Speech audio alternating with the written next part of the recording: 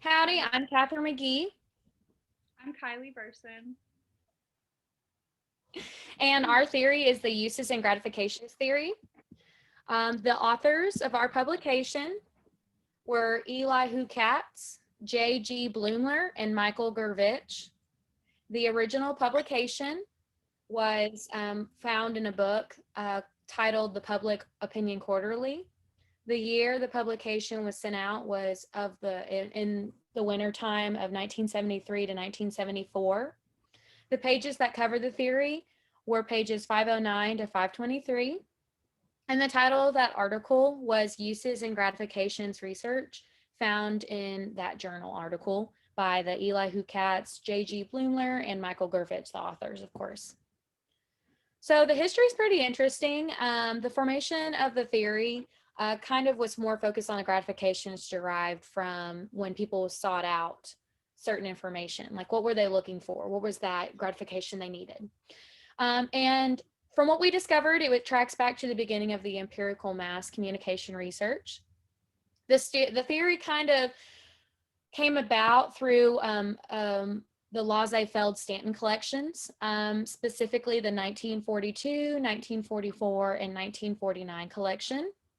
The Herzog collection was a 1942 collection, and that was based on quiz programs and the gratifications derived from listening to soap operas.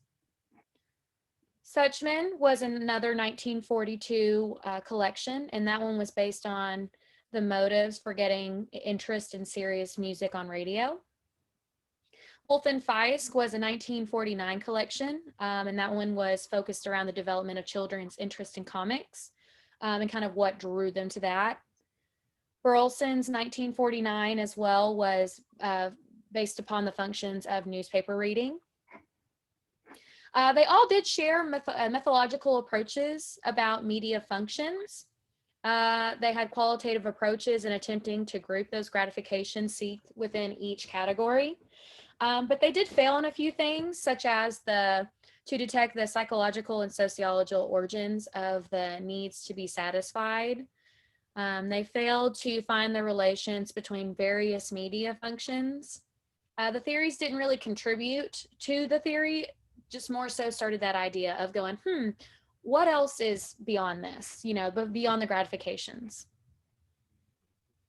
All right. Okay. So essentially, the phenomena that our theory has is that it approaches the audience as active, meaning they actively seek out information and media content that allows them to achieve certain results or gratifications that satisfy their personal wants and needs. And we can apply this to our media writing classes in multiple ways. First, just being aware of the theory in itself can motivate us as writers to seek out content and writing tactics that may be deemed as satisfying to our audiences. So just really knowing your audience, knowing your target audience, and thinking about what they would want to see, what they would want to learn about or hear, that can help us throughout our writing, not just in our courses, but just, like forever, And this can be applied specifically to our stories this semester, because since the theory has to do with consumers seeking out information that will satisfy their needs, it's essential for us as writers to fulfill those needs by providing our target audience with content they would likely seek out or be interested in.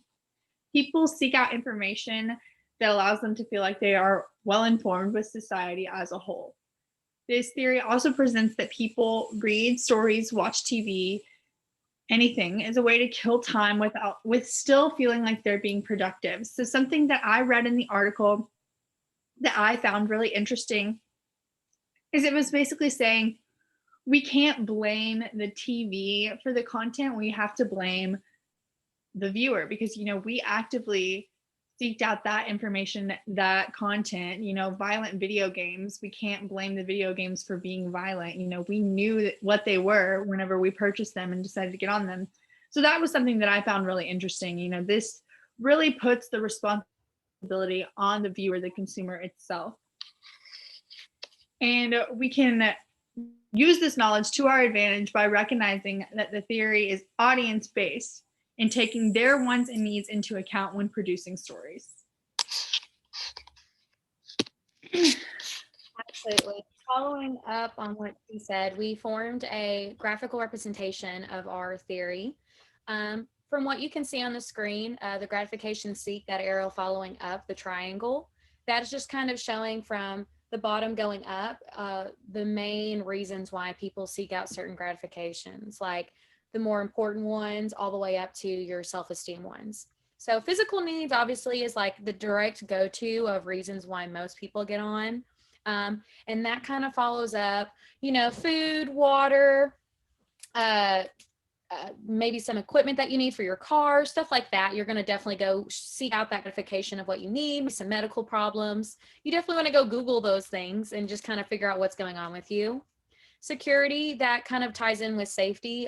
You kind of want to know what's going on around your area. You want to make sure that you've got a good job secured. You're always going to seek out those job opportunities, even just to kind of secure yourself.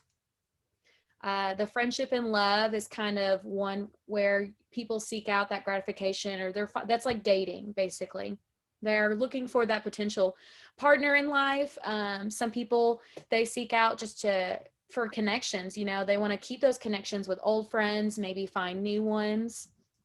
Stay in touch with family, see what's going on with them, getting gratification about what's going on. Just staying connected is a very important one as well. And then it travels all the way up to self-esteem. So for a really good example of that one would be probably taking a selfie and posting it on a social media platform. In this instance, probably posting it on Snapchat, Facebook, Instagram, anything like that. You're going to get, people are seeking those gratifications that they're beautiful. They want affirmation for their looks, or they're just posting their vacation. You always get that gratification, kind of like a little dopamine hits every time you get awarded or, rewarded for doing something, just kind of those little endorphin shots. But that is going to be our theory. Did you want to add anything, Kyleigh? To add, along with what you were saying, so basically it states that everything we do has a purpose. Everything we post, there's purpose.